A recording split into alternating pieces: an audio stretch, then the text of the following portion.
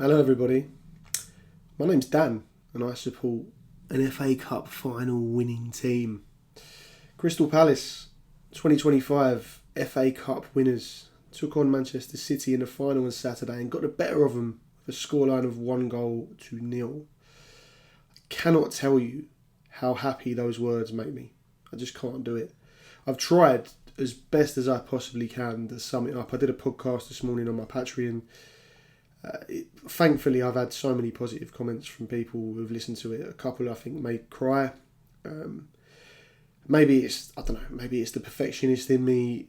Maybe there's just not enough words in the English language to truly articulate what it feels like. But seeing your team win an FA Cup when, as I said on the pod this morning, I'd made my peace with it. You know, as a Palace fan, I desperately wanted it. You know, it consumed me in many ways for a lot of years. But in the last 2 or 3, I think I'd finally come to terms with the fact that, you know, my fandom of this club was never going to be conditional on whether or not we got our hands on a trophy. And yet, out of seemingly nowhere, you know, you go back to January or February of last season, Roy Hodgson, in his second spell as manager of the club, was struggling and he had his health problems. And then Oliver Glasner comes in and completely galvanises this group. And we were playing such fantastic stuff before the end of last year. Obviously, over the summer, Michael Elise goes, Joachim Andersen leaves, and there's a change. You know, you see Maxence Lacroix come in. Obviously, Daniel Munoz and Adam Wharton were already here from the January, but we signed Eddie Nketiah. Trevor Chalobah comes in on loan, and we started this season very slowly. But from the back end of October on, we have been absolutely superb. And, you know, that league position of 12th, I think it very much is a false one, because the football we've played, the belief we've shown, and this FA Cup run that we've embarked upon under Oliver Glasner's guidance has been just magical. You know, I saw a couple of comments saying to me and other Palace fans that we've had an easy run in this year's FA Cup because we played Stockport, Doncaster and Millwall in the 3rd, 4th and 5th rounds. And, you know, that, I suppose, is going to be something that's levelled at you. But you get to the quarterfinals, you take on Fulham away from home, a very solid Premier League team under Marco Silva, a team who, you know, on their day can beat anyone, and we absolutely blew them away at Craven Cottage. A 3-0 scoreline, albeit the first 20 minutes or so the game was in the balance, but from that point on, you know, we truly took control of it. Abiri Eze scoring the opening goal. Then you go into the semi against Aston Villa, a Champions League knockout side this season under Unai Emery's guidance, pushed PSG all the way in their 2-legged time. We're actually quite unlucky at Villa Park in the second leg for me not to get through against the now finalists of this season's Champions League, and we did not give them a sniff at Wembley. We won very comfortably once again, scored, you know, a fantastic opening goal from Abiri Eze. We missed a penalty through John-Philippe Mateta. He had a perfectly good goal, in my opinion, ruled out. Tyreek Mitchell missed a sitter. We could have won that 4 or 5-0. And then you come into this final and, well, I mean, 103 minutes Manchester City had to try and breach our defences. This is a team that put 5 past us, 2 months ago at the Etihad Stadium. And post-match, Oliver Glasner said that he spoke to Pep, and he said to Pep, you won't be able to do that again because we will solve it. If winning 1-0 in the fashion that we did is not solving it, then I don't know what is. You know, we had pretty much one attack other than the disallowed goal in the second half, and we converted it. You know, the ball was fed out to Daniel Munoz on the right-hand side.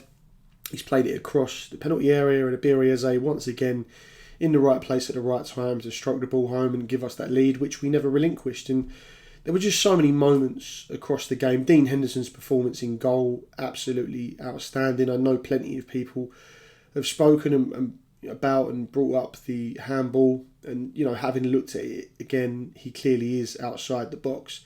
The decision of whether or not it's a clear goal scoring opportunity obviously is one that went to VAR, but even the penalty save, just a fantastic moment to witness with your own 2 eyes as a Palace fan. And I don't know, there's just so much that sort of swirls around in your head when you're trying to sort of put it into boxes and do as best as you can with a video like this to sum it up. But, you know, one of the things that got brought up a fair bit in the build-up to this final because Jamie Carragher said it on the overlap to me, was this situation with my dad, and whether or not I was going to take the TV opportunity or sit with my mates and my family in the stands. And as the dust begins to settle, and I've got a very sore head still on this Monday, but I'm soldiering on. As the dust begins to settle, it's just one of the most magical feelings in the world when I got to stand there at full time with my dad, and I made a beeline for him. I found him because there was 70 lads that I was with on Saturday. My mum and dad were part of it, as was my wife, and I found him and I gave him that hug. And knowing what it means to him, what it means to our family, what it means to everyone that I was there with, and the 30-odd thousand Palace fans, I was in tears. As soon as 99:30 rolled around, they gave 10 minutes added, and at that point, when the 10 went up, I thought, they're going to take it away from us. They're going to get a goal. They're going to level things. We're going to have to do 30 minutes of extra time. The energy will be sucked out of us. That wasn't the case. And, every time the ball went in the box, you're just thinking this is going to be the one. You're up the other end of the stadium. The ball's pinging around. You're looking at Jeremy Doku. God knows how many times he went up against Daniel Munoz on that side. But, every single time we found a way to either save it or work it back out of the box. And when that ball finally went behind on 99:30, and it was a goal kick, and you knew that Dean Henderson was just going to lever it forward, the emotion that surged through my body was insane. I stood behind one of the metal barriers that is sort of the entrance to the concourse, as it was. And, I'm there with my mates, and I collapsed to my knees. I was sobbing, and about, I don't know, a minute and a half passed when I found my dad and gave him one of the most meaningful hugs of my life, and then did so with so many other people afterwards. There's a bloke goes with us. His name's Adrian. He's my mate Sam's dad, and he just kept on grabbing me and saying, 57 years, Dan. 57 bleeping, I won't say the word because it's YouTube, years. He was overcome with emotion. There's people around me who I go with every week could not believe it. I said it on the pod this morning. You don't dare to dream as a Palace fan, because we've not had this before. The blueprint is one of reaching for something and coming up just short, and that has been my life. It has been what you expect. You can look towards promotions, obviously, and they're fantastic, but in terms of these showpiece occasions, FA Cup finals, and we've had two prior to this year, 1990 and 2016. 2016, when Punch scored, the emotion I felt when we went in front, it was like nothing prior to this last FA Cup that I'd ever experienced. And you could argue that we scored too early on Saturday, but obviously the team and the belief that they had in each other and in themselves was so big that we got over the line anyway. And you've got all sorts of moments at full time. You've got Pep Guardiola storming onto the pitch, Dean Henderson saying to him, "You've had your 10 minutes, wind your neck in." Trying to do these videos or podcasts or appearances and sum up in any number of minutes what this means to us is bordering on impossible, because you've got so many thousands of different stories, different reasons for getting into supporting this club, family members, friends, whoever it might be. The person or people or moment that planted the seed in your brain for supporting Crystal Palace will not have been glory. It will have not been the pursuit of trophies. It would have been something either to do with your locality or your family and friends. And that is something that I keep on thinking about. I keep on thinking how many people in that 30,000 strong Palace end, which, by the way, I've said it on Twitter, when you're in the middle of that, when you were part of it, it felt special. It felt like it was as good as it could possibly have been. But obviously you are always wary of potentially wearing red and blue tinted glasses and over-egging it somewhat from a partisan perspective. But so many people have said to me on social media, like, it was just bonkers to hear and watch. And, I'm pretty sure at full time the camera's panning around and you just see dozens, if not hundreds of different people in tears, in disbelief, emotionally wrecked by what they've witnessed, because I don't think any of us ever expected to get our hands on this and do this, And these players, they are immediately and forever legends of this football club. I said it last night on Twitter. it's a bold shout because he's only been here 14 or 15 months, but Oliver Glasner, like, surely he's the greatest manager in Crystal Palace history now. He's delivered something that no one else has been able to do, and he's done so in his first full season. But the sense of belief that he has instilled in this group of players and in the fans and the directors, it's rubbed off on each other. And we've now got this moment to cherish for the rest of our lives. Every single member of this squad is now immortal when it comes to Crystal Palace. Ibire Eze's legacy as a Crystal Palace player, he's got this release clause. Who knows what's going to happen this summer? We've got European football next year to look forward to. That in itself is bonkers. And who knows, whether or not he and Mark Gay are going to choose to stay or go. But if any of them leave, I think they will do so with our best wishes.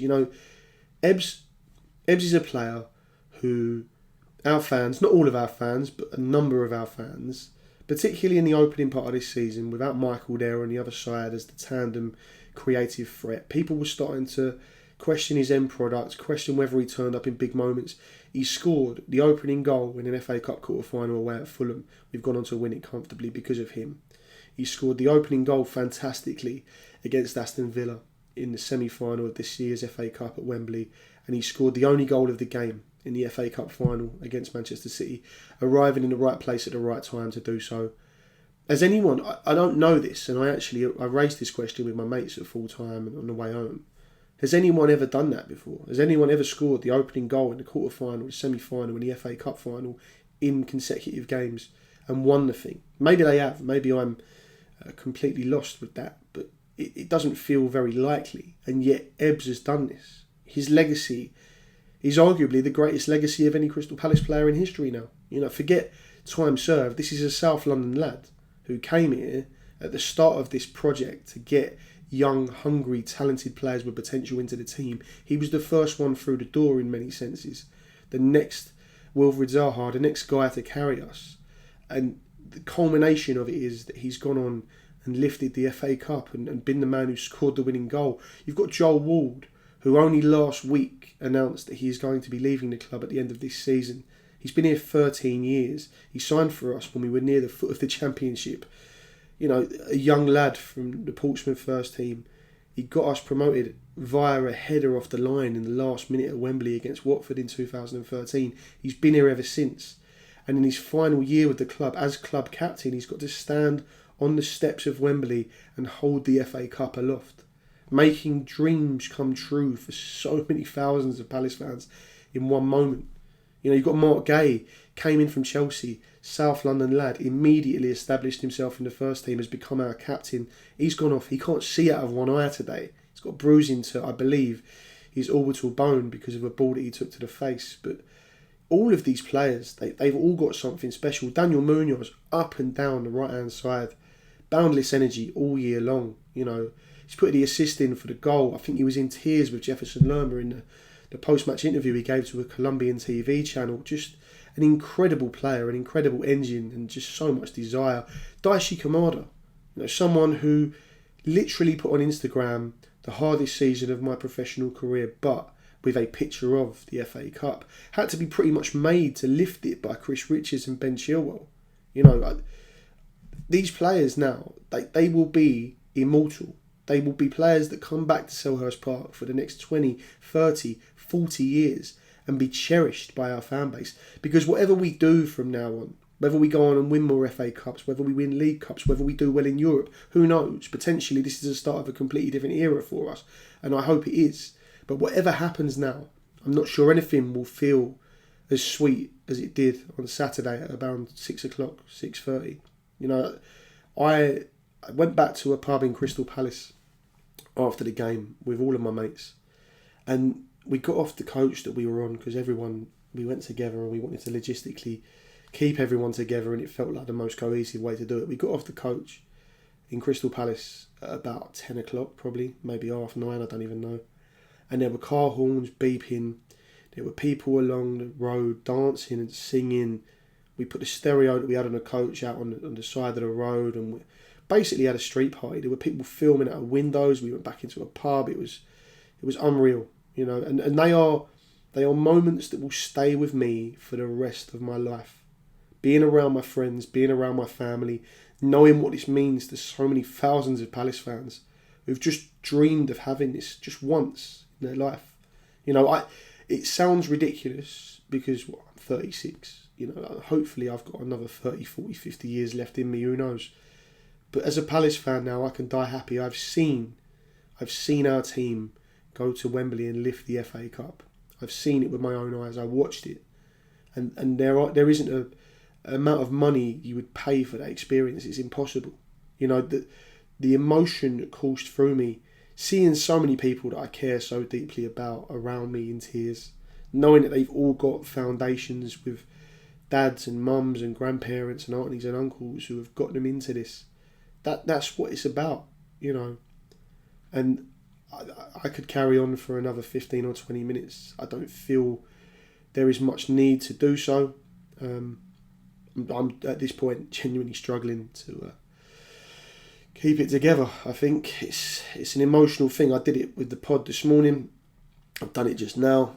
I'm going on a ripple effect with James Alcott tomorrow. I don't know. It keeps on hitting me like waves of emotion. I think I'm alright, and then a couple of sentences will come out of my mouth, or I'll see something and it will set me off again. Yeah, just a special feeling, and something that I'm really, you know, I'm desperately trying to keep hold of this for as long as I possibly can. I didn't want to go to bed on Saturday night because I wanted to stay in that moment, in that bubble. And I've said it on the podcast bright and early this morning. I'll say it again for you now. I got home on Saturday evening at about 3:30. I sat on the sofa in my back room and I went onto our Wikipedia page and I looked at the honours section and it just said Crystal Palace FC FA Cup winners 2025, and then there's another section next to that says European record, and it says Crystal Palace will compete in the Europa League stage for the 25-26 season. We've got 8 games, 4 at home, 4 away. We don't know who they're going to be, but some of those teams are just a magical opportunity. And, you know, it's something I've said many times on Twitter. I would cut off an arm to be able to see Crystal Palace play in Europe. We're going to get to do it, all of us, you know. We're going to get to live that. It's incredible. And, you know, this isn't me trying to diminish the fandom of City fans or Liverpool fans, Arsenal fans, Man United fans, Chelsea, whoever. But when you've never won something before, it's truly, truly beautiful. You know, I know that Manchester City fans experienced this in 2011. They would have felt just as sweet. But, you know, and as I say, I hope we go on to win many more things for my little boy and for everyone else and for myself as well. But I'm not sure anything will ever feel as good as this. I can't imagine how it can. You know, climbing Mount Everest for the first time and looking at the view is pretty spectacular. So I'll sign off there. Hopefully I've done it justice, and look forward to speaking to you again soon. Cheers.